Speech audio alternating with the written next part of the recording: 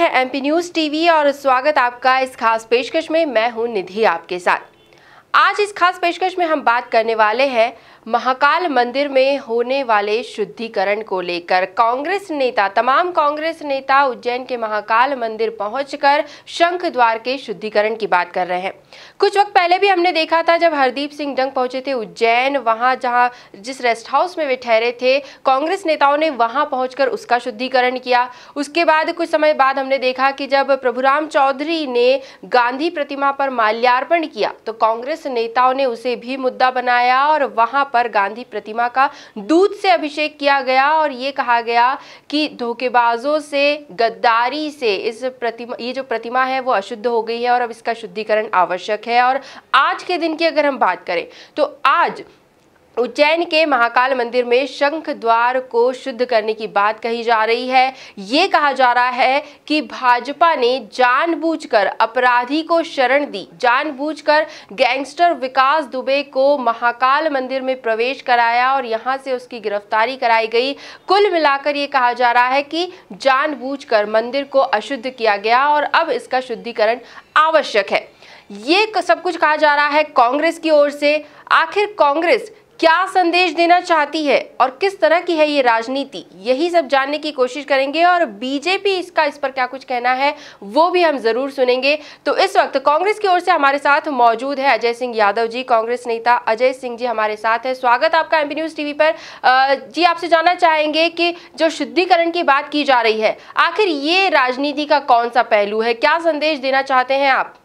देखिए, जिस तरह से महाकाल मंदिर में सरकार के संरक्षण में 8 पुलिस कर्मियों के हत्यारे विकास दुबे को आत्मसमर्पण करवाने की व्यवस्था करवाई गई, उसके बाद महाकाल मंदिर का शुद्धिकरण अत्यंत आवश्यक हो जाता है। क्या महाकाल मंदिर का उपयोग अब अपराधियों के शरण स्थली के रूप में किया जाएगा?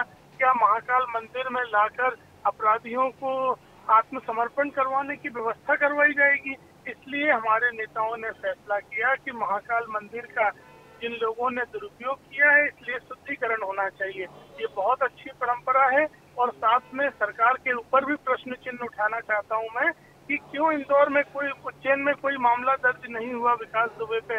जब वो फर्जी दस्तावेजों के साथ उज्जैन में आया था तो सीधा उत्तर प्रदेश पुलिस को क्यों सौंप दिया गया?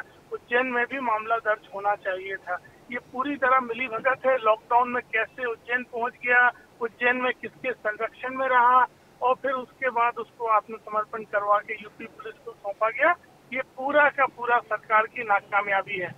जी अजय जी, बहुत बहुत शुक्रिया हमसे जुड़ने का। तो ये था कांग्रेस का पक्ष, आखिर क्या वजह है शुद्धिकरण के पीछे ये हमने जाना, लेकिन अब बीजेपी क्या कुछ कहना चाहती है वो भी हम सुनेंगे। बीजेपी की ओर से बीजेपी नेता रजनीश अग्रवाल इस वक्त हमारे साथ मौजूद है। रजनीश जी, बहुत बहुत स्वागत आपका एमपी न्यूज टीवी से जुड़ने के लिए। जैसे कि आपने अभी सुना होगा कि किस तरह से कांग्रेस जो है वो महाकाल मंदिर पहुंचकर शुद्धिकरण करने की बात कर रही है, आपको क्या लगता है कि ये कहाँ तक सही है?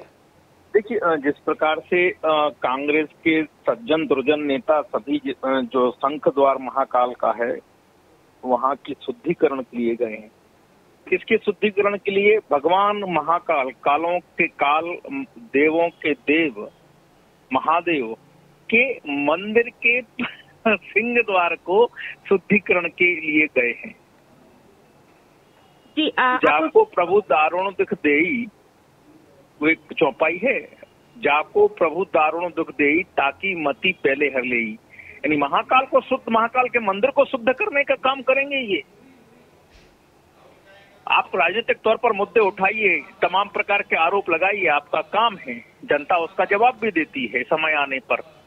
लोकतंत्र में चुनाव भी होते हैं, तमाम प्रकार की गतिविधियां, आयोजन, कार्यक्रम भी होते हैं, लेकिन इस प्रकार से आप जो कृत्य कर रहे हैं ये शर्मनाक है कांग्रेस के लिए, कांग्रेस के नेताओं के लिए। और मैंने कहा कि इनकी मति मारी गई है, इसकी बुद्धि भी भ्रष्ट हो चली है और आने वाले समय में परिणाम भी वैसे कांग्रेस को मिलने वाले। जी रजनीश जी, और कांग्रेस का तो ये तक कहना है कि जो एनकाउंटर हुआ है ये ही पूरी तरह से फेक है, जानबूझकर मतलब बीजेपी ने प्लान बनाकर इस पूरे मामले को अंजाम दिया है। इसे लेकर क्या कहेंगे? आतंकवादी मारा जाता है एनकाउंटर में, फेक लगता है। इंस्पेक्टर मोहन चंद शर्मा की शहादत गलत, अपमान उसका करने वाले दिग्विजय सिंह जी थे। आज दिनांक तक वाटला एनकाउंटर को जायज नहीं बताया है दिग्विजय सिंह जी ने। सोनिया गांधी जी को रात में नींद नहीं आती है। सिमी के एनकाउंटर में आतंकवादी मारे जाते हैं, दुख दिग्विजय सिंह जी को और कांग्रेस को होता है। नक्सलवादी मारे जाते हैं, भीमा कोरेगांव की घटना में जिस प्रकार से हिंसक प्रवृत्ति के लोगों के साथ खड़े होते हैं वो कौन लोग हैं। और विकास दुबे का एनकाउंटर हुआ है, सुप्रीम कोर्ट की रूलिंग है, गाइडलाइन है कि अगर कोई भी एनकाउंटर होता है उसकी न्यायिक जांच होती है। तो न्यायिक जांच हो जाने दीजिए। आप पुलिस 8 कर्मी पुलिस के मारे गए, तब आपका ट्वीट नहीं आया, तब आपका दर्द नहीं झलका, तब आपकी ये बतौलेबाजी नहीं आई सामने, बयानबाजी नहीं आई सामने। लेकिन विकास दुबे मारा गया, आप छाती ठोक ठोक कर मातम मनाने का काम कर रहे हो। आप किसकी तरफ खड़े हो?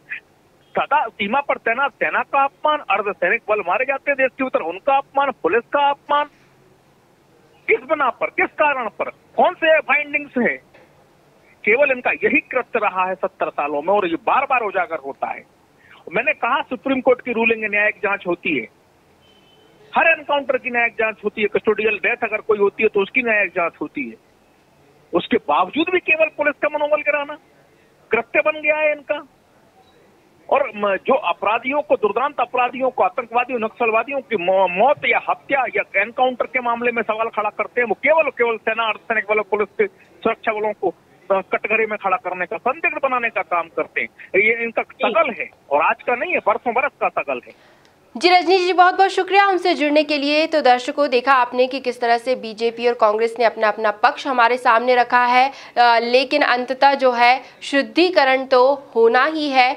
कांग्रेस की अपनी मान्यताएं हैं। कांग्रेस का ये मानना है कि एक अपराधी के प्रवेश करने से मंदिर अशुद्ध हो गया, तो वहीं बीजेपी का ये कहना है कि भगवान जैसी शक्ति एक अपराधी के प्रवेश से कैसे अछूत हो सकती है, अशुद्ध हो सकती है। खैर, इसी तरह के अन्य मुद्दे लगातार जारी रहेंगे। एमपी न्यूज़ टीवी पर तमाम अपडेट्स हम आप तक पहुंचाते रहेंगे। फिलहाल आज की इस खास पेशकश में इतना ही। अन्य खबरों के लिए आप बने रहिए हमारे साथ और देखते रहिए एमपी न्यूज़। धन्यवाद।